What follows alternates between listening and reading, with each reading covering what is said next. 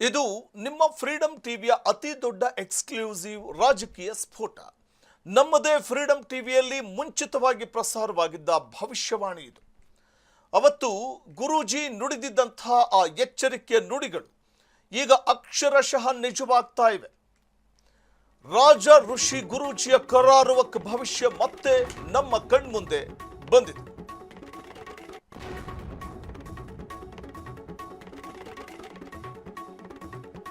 ಅಂದು ಗುರೂಜಿ ನುಡಿದಿದ್ದ ಎಚ್ಚರಿಕೆ ನುಡಿಗಳು ಈಗ ನಿಜವಾಗ್ತಾ ಇದೆ. ರಾಜ ಋಷಿ ಗುರೂಜಿಯ ಕರಾರುವಕ್ ಭವಿಷ್ಯ ಮತ್ತೆ ನಮ್ಮ ಕಣ್ಮುಂದೆ ಸಾಕ್ಷೀಕರಿಸ್ತಾ ಇದೆ. 2026 ಡಿಸೆಂಬರ್ ವರೆಗೆ ದೇವೇಗೌಡರ ಕುಟುಂಬಕ್ಕೆ ಒಂದಲ್ಲ ಒಂದು ಸಮಸ್ಯೆ ಅಂತ ಈ ಹಿಂದೆಯೇ ಮುನ್ಸೂಚನೆಯನ್ನ ನೀಡಿದ್ರು, ಭವಿಷ್ಯ ನುಡಿದಿದ್ರು. ಆಗಸ್ಟ್ 20 ಬಳಿಕ ರಾಜ್ಯ ರಾಜಕಾರಣದಲ್ಲಿ ಬಿರುಗಾಳಿ ಭುಗಿಲೇಳಲಿದೆ ಅಂತ ಹೇಳಿದ್ರು. ಅದರಂತೆ ಈಗ ಅಚ್ಚರಿಯ ರಾಜಕೀಯ ಬೆಳವಣಿಗೆಗಳು ಒಂದೊಂದಾಗಿ ಬೆಳಕಿಗೆ ಬರ್ತಾ ಇವೆ. ಇದು ನಿಮ್ಮ ಫ್ರೀಡಮ್ ಟಿವಿಯ ಅತಿ ದೊಡ್ಡ ಎಕ್ಸ್ಕ್ಲೂಸಿವ್ ರಾಜಕೀಯ ಸ್ಫೋಟ. ಇದು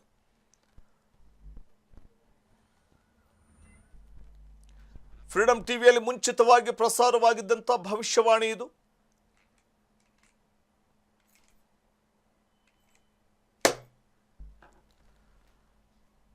ಗುರೂಜಿಯವರ ಭವಿಷ್ಯವಾಣಿ, ಆ ನುಡಿಗಳು ಸತ್ಯವಾಗಿರುವಂಥದ್ದು.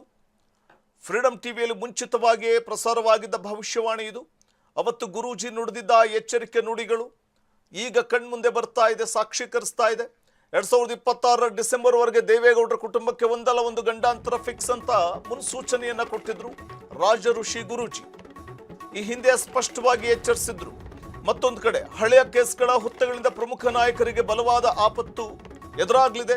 ಗುರೂಜಿ ನುಡಿದ ಪ್ರತಿ ಭವಿಷ್ಯವಾಣಿ ಇವತ್ತು ಅಕ್ಷರಶಃ ಕಣ್ಮುಂದೆ ನಡೀತಾ ಇದೆ. ಬಿ ನಾಗೇಂದ್ರ ಅವರ ರಾಜೀನಾಮೆ ರಾಜಕೀಯ ಸಂಘರ್ಷವು ಇದಕ್ಕೆ ಸಾಕ್ಷಿಯಾಗ್ತಾ ಇದೆ.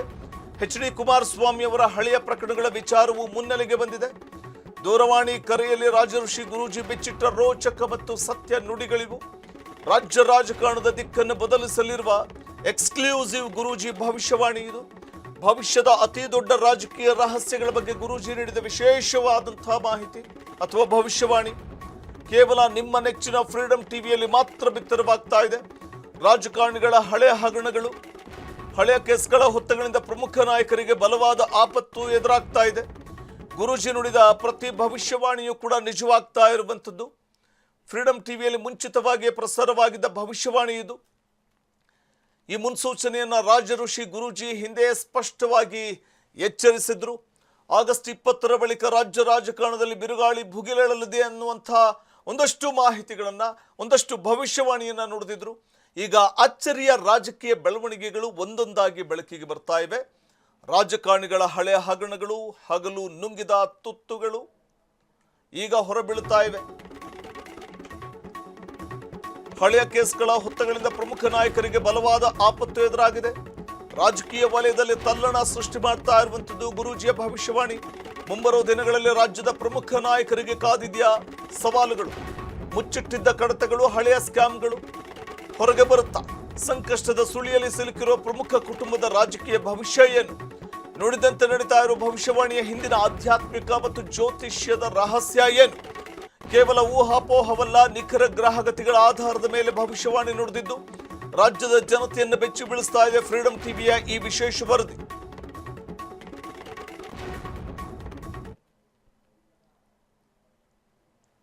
ಒಂದು ಕಡೆ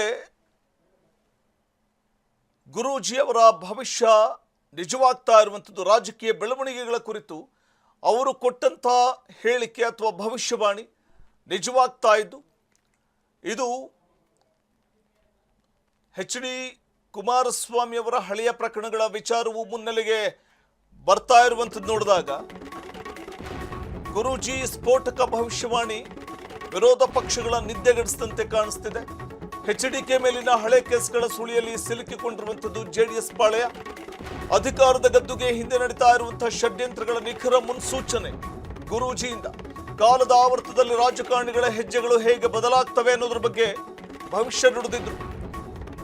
ಮುಂದಿನ ತಿಂಗಳು ರಾಜಕೀಯ ಘಟನಾವಳಿಗಳು, ಮಹತ್ವದ ಘಟನಾವಳಿಗಳು ಸಂಭವಿಸುವುದರ ಬಗ್ಗೆ ಭವಿಷ್ಯವನ್ನು ನುಡಿದಿದ್ದಾರೆ. ಇದು ಕೂಡ ಕುತೂಹಲಕ್ಕೆ ಮಾಡಿಕೊಡ್ತಾ ಇದೆ. ಮುಂದಿನ ದಿನಗಳಲ್ಲಿ ಯಾವೆಲ್ಲ ರಾಜಕೀಯ ಘಟನಾವಳಿಗಳು ಸಂಭವಿಸ್ತವೆ, ತೀವ್ರ ಕುತೂಹಲಕ್ಕೆ ಮಾಡಿಕೊಡ್ತಾ ಇರುವಂಥದ್ದು. ಗುರೂಜಿಯವರ ಭವಿಷ್ಯವಾಣಿ. ಗುರೂಜಿಯವರು ಫ್ರೀಡಂ ಟಿವಿಗೆ ಎಕ್ಸ್ಕ್ಲೂಸಿವ್ ಆಗಿ ಭವಿಷ್ಯವನ್ನ ನುಡಿದಿದ್ದು, ಭವಿಷ್ಯದ ಅತಿ ದೊಡ್ಡ ರಾಜಕೀಯ ರಹಸ್ಯಗಳ ಬಗ್ಗೆ ವಿಶೇಷ ಮಾಹಿತಿ ನೀಡಿದ್ದಾರೆ. 2026 ಡಿಸೆಂಬರ್ ವರೆಗೂ ದೇವೇಗೌಡರ ಕುಟುಂಬಕ್ಕೆ ಒಂದಲ್ಲ ಒಂದು ಗಂಡಾಂತರ ಫಿಕ್ಸ್ ಅಂತ ಹೇಳಲಾಗಿತ್ತು. ಈ ಹಿಂದೆಯೇ ಎಚ್ಚರಿಕೆ ಭವಿಷ್ಯವಾಣಿಯನ್ನ ನುಡಿದಿದ್ರು ರಾಜಋಷಿ ಗುರೂಜಿಯವರು. ಆಗಸ್ಟ್ 20 ನಂತರ ಅನೇಕ ರಾಜಕೀಯ ಸ್ಥಿತ್ಯಂತರಗಳಿಗೆ ಎಡೆ ಮಾಡಿಕೊಡುತ್ತೆ ಒಂದಷ್ಟು ಬೆಳವಣಿಗೆಗಳು ಅನ್ನುವಂಥ ಮಾತನ್ನು ಹೇಳಿದ್ರು. ಗುರೂಜಿಯ ಎಲ್ಲಾ ಭವಿಷ್ಯವಾಣಿಗಳು ಈಗ ಕಣ್ಮುಂದೆ ನಡೀತಾಲೇ ಇದೆ. ಗುರೂಜಿಯವರು ಬಹಳ ಸ್ಪಷ್ಟವಾಗಿ ಗ್ರಹಗತಿಗಳ ಚಲನೆ ಮತ್ತು ಗ್ರಹಗತಿಗಳು ಬೀರುವಂಥ ಪರಿಣಾಮಗಳು, ಅದರ ಸಾಧಕ ಬಾಧಕಗಳು, ಇದೆಲ್ಲದರ ಬಗ್ಗೆ ಸಮಗ್ರವಾದಂಥ ಮಾಹಿತಿಯನ್ನ ನೀಡಲಾಗಿತ್ತು.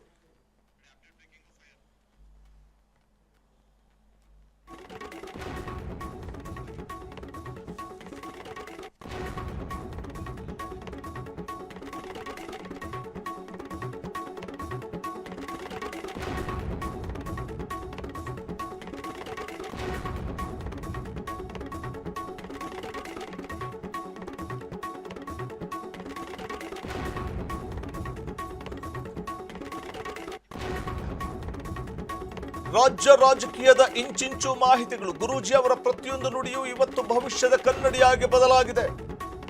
ಹಗರಣಗಳ ಸರಮಾಲೆ, ಕಾನೂನಿನ ಕುಣಿಕೆಯಿಂದ ನಾಯಕರಿಗೆ ತಪ್ಪಿಸಿಕೊಳ್ಳಲಿಕ್ಕೆ ಸಾಧ್ಯನೇ ಇಲ್ವಾ?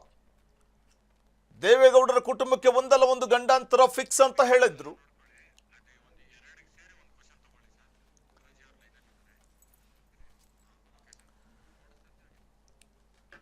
ಈ ಬಗ್ಗೆ ನಮ್ಮ ಜೊತೆ ಮಾತಾಡಲಿಕ್ಕೆ ಸ್ವತಃ ರಾಜಋಷಿ ಗುರೂಜಿ ಅವರು ಸಂಪರ್ಕದಲ್ಲಿದ್ದಾರೆ, ದೂರವಾಣಿ ಸಂಪರ್ಕದಲ್ಲಿ. ಗುರೂಜಿ ನಮಸ್ತೆ.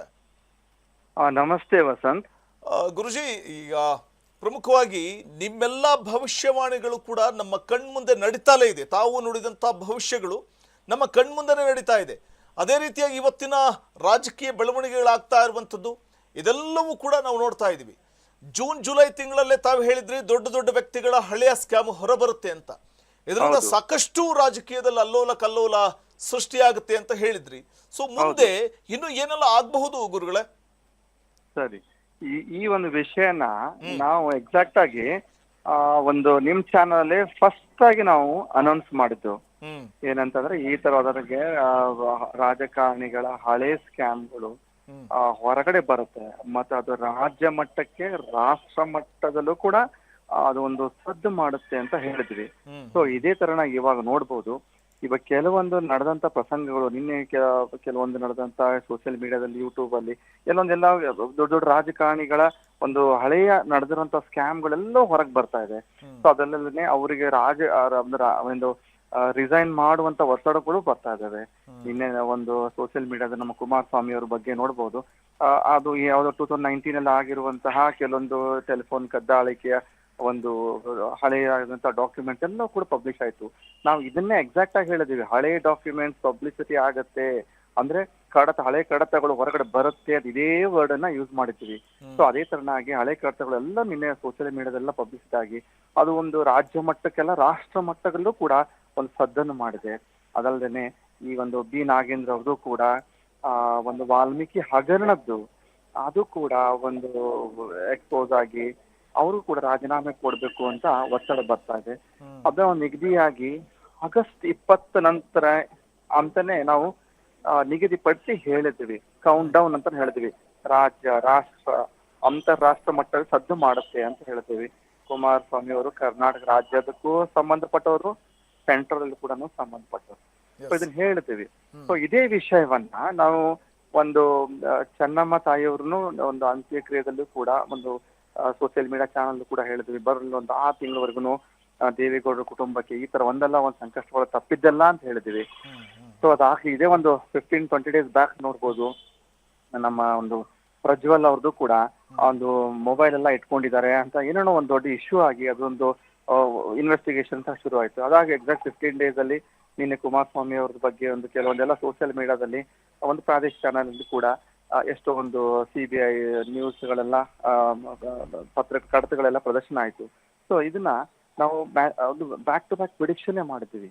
ಸೊ ಇದನ್ನೇ ಅರೌಂಡ್ ಸೆಪ್ಟೆಂಬರ್ ಅಲ್ಲಿ ನಾವು ತಗೊಂಡಾಗ ಸೆಪ್ಟೆಂಬರ್ ಅಲ್ಲಿನೇ ಇವ್ರದೇ ಆದಂತ ಪಕ್ಷದವರು ಒಬ್ಬ ಪ್ರಭಾವಿ ನಾಯಕರು ನಮ್ಮ ಆಶ್ರಮದಲ್ಲಿ ಒಂದು ಯಾಗ ಮಾಡಿದಾಗ ಆ ಟೈಮಲ್ಲಿ ಕೂಡ ನಾವು ಭವಿಷ್ಯ ನೋಡಿದ್ದೆ.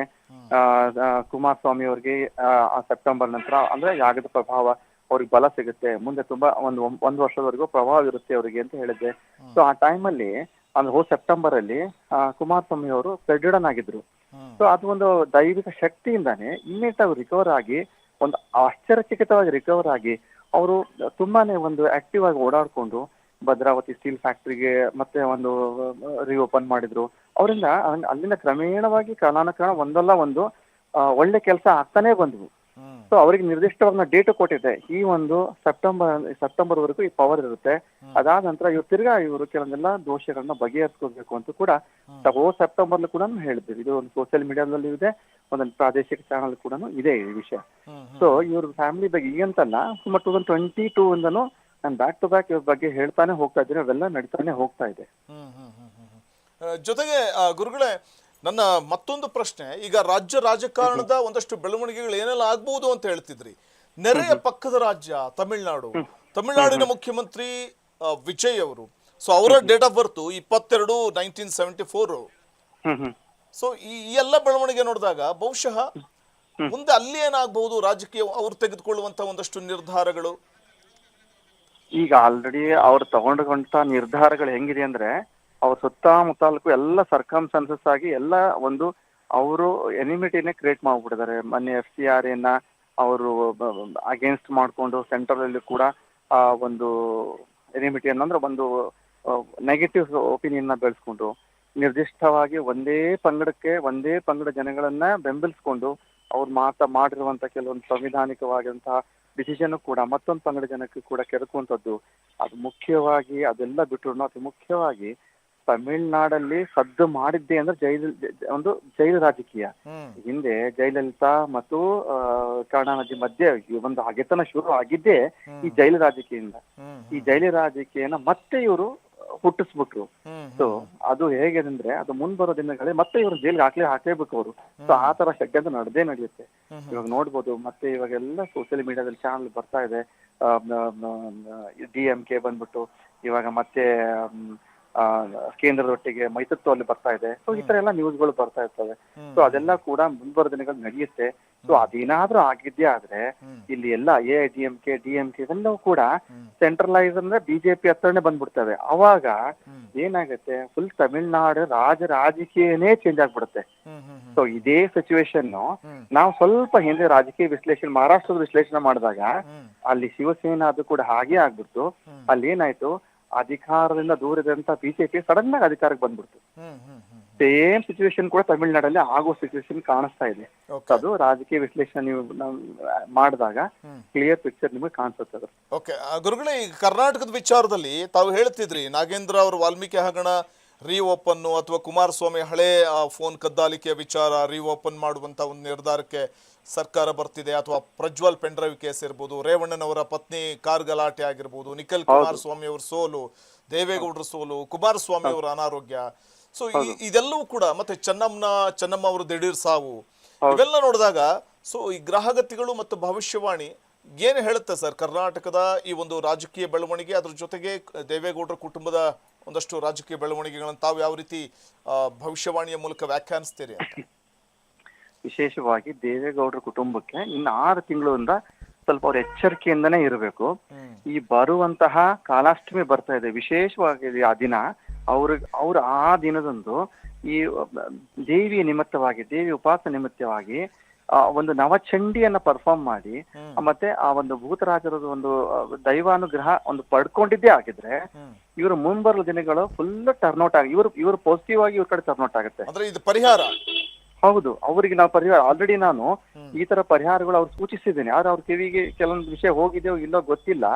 ಅವ್ರು ಎಲ್ಲೇ ಇದ್ರು ಈ ಬರುವಂತ ಕಾಲಾಷ್ಟಮಿ ತುಂಬಾ ಪ್ರಶಸ್ತವಾದಂತದ್ದು. ಈಗ ಬರುವಂತದ್ದು ನೆಕ್ಸ್ಟ್ ಅಲ್ಲಿ ಅದಕ್ಕೆ ಕೃಷ್ಣ ಜನ್ಮಾಷ್ಟಮಿ ಇದೆ, ಕಾಲಾಷ್ಟಮಿ ತುಂಬಾ ಚೆನ್ನಾಗಿದೆ. ಸೊ ಅಲ್ಲಿ ದೇವಿ ಆರಾಧನೆಗೆ ತುಂಬಾ ಪ್ರಶಸ್ತವಾದದ್ದು. ಆ ಟೈಮ್ ಅಲ್ಲಿ ಯಾರೆಲ್ಲ ದೇವಿ ಆರಾಧನೆ ಮಾಡ್ತಾರೋ, ಉಪವಾಸಕ್ಕೆ ಮಾಡ್ತಾರೋ, ವಿಶೇಷವಾಗಿ ನವಚಂಡಿ ಯಾಗಗಳನ್ನ ನಡೆಸ್ತಾರೋ ಅಂಥವ್ರಿಗೆ ವಿಶೇಷವಾದಂತ ಫಲ ಕಟ್ಟಿಟ್ಟ ಬುತ್ತಿ. ಆ ಟೈಮಲ್ಲಿ ಮಾಡುವಂತ ಒಂದೊಂದು ಪ್ರಯೋಗಾದಿಗಳು ಅಂದ್ರೆ ದೇವಿ ಪೂಜೆಗಳು ಒಂದು ಯಜ್ಞ 100 ಯಜ್ಞ ಈಕ್ವಲೆಂಟ್ ಫಲ ಸಿಗುತ್ತೆ. ಸೊ ಹಂಗೆ ಆ ಟೈಮಲ್ಲಿ ಅವ್ರು ನಡೆಸಿದ್ದೇ ಆದ್ರೆ ಮುಂಬರ ದಿನಗಳಲ್ಲಿ ಇವ್ರಿಗೆ ತುಂಬಾ ಒಂದು ಒಳ್ಳೆ ಅನುಕೂಲಕರ ಪರಿಸ್ಥಿತಿ ಇದೆ. ಯಾಕಂದ್ರೆ ಇದನ್ನ ಯಾಕೆ ಅಷ್ಟೊಂದು ಕಾನ್ಫಿಡೆನ್ಸ್ ಅಲ್ಲಿ ಹೇಳ್ತೀವಿ ಅಂದ್ರೆ ಇದೇ ತರ ಯೋಗ ಕೂಡಿದಾಗ ನಾವು ಕೆಲವೊಂದೆಲ್ಲ ಯಾಗ ನಡೆಸಿದಾಗ ನಾವು ಪಟ್ಟಂತ ಅನುಭವದಿಂದ ನಾವು ಇವ್ರಿಗೆ ಹೇಳ್ತಾ ಇರೋದು ಇದನ್ನ. ಸೊ ಹಂಗೆ ಇದು ಕೂಡ ಅವರಿಗೆ ತುಂಬಾ ಶ್ರೇಯಸ್ಕರ ಆಗುತ್ತೆ. ಅದಲ್ಲದೆ ಮುಂಬರುವ ಸ್ವಲ್ಪ ದಿನಗಳವರೆಗೂ ದೇವೇಗೌಡರವರಿಗೂ ಸ್ವಲ್ಪ ಹೆಲ್ತ್ ಬಗ್ಗೆ ಅವರು ಒಂದು ಜಾಗರೂಕತಾಗಿ ಇರಬೇಕು.